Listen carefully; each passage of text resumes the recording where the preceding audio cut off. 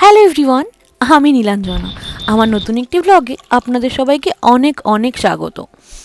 দিনটা শনিবার, আর বেলা করেই ঘুম থেকে উঠেছে দুজনে, কারণ বেশ অনেক দিন পরেই দুজনের ছুটি।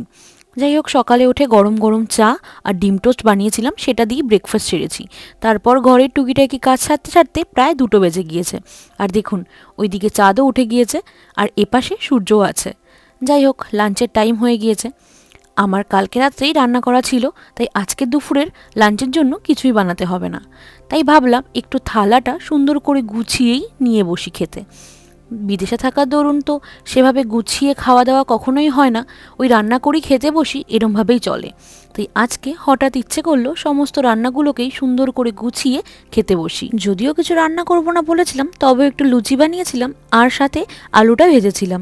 ছিল মাছের মাথা দিয়ে মুগ ডাল, মাংস আর নবরত্ন কোরমা। আজকের মতন এইটুকুই।